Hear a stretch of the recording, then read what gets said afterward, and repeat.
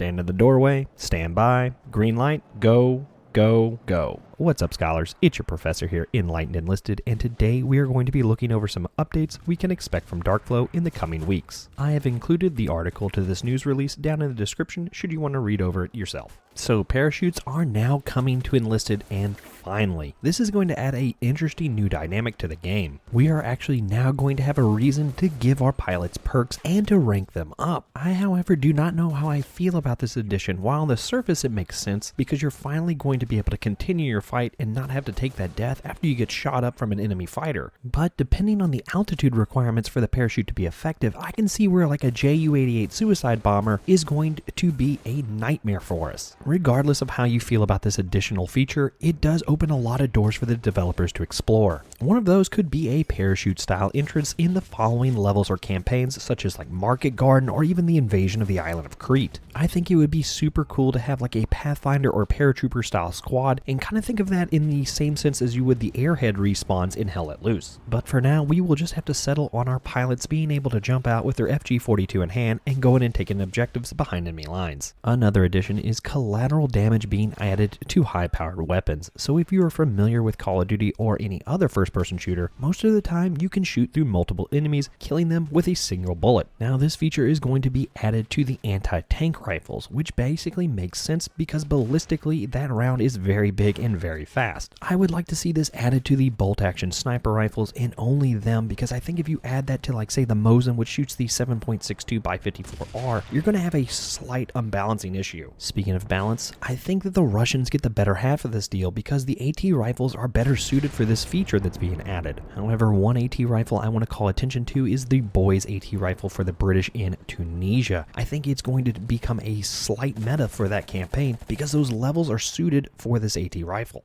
The last feature will allow you to become Steve Rogers in Captain America, throwing yourself onto a grenade to absorb the blast. While this will save your squad, it will cost you your life. The big question I have is will this feature include explosive packs? The news release makes no mention of the bundle of TNT, and it only refers to hand grenades. If this feature doesn't include explosive packs, then this feature will be pretty worthless because no one uses hand grenades over explosive packs. If it does include the best tank killer in the game, then this feature will be a godsend for attackers or defenders on levels like D-Day when you are in a bunker having explosive packs rain down on you. Personally, I see this feature as very situational, as it would always be better for you just to pick up the grenade or the explosive pack and save everyone, but one dead is better than 5. I'm happy to see the development of this game continue, as they are adding new features to this game each and every day it seems. But I would like to know when these things are going to go live. We are still waiting on movable AT guns and smoke artillery being available in all other campaigns. Both of those features I feel are more important to the playstyle of the game than say a parachute. But what do you guys think? Let me know in the comments below, and while you're down there, be sure to hit that like and subscribe button. And as always, scholars, until next time, hit those books and hit those bottles.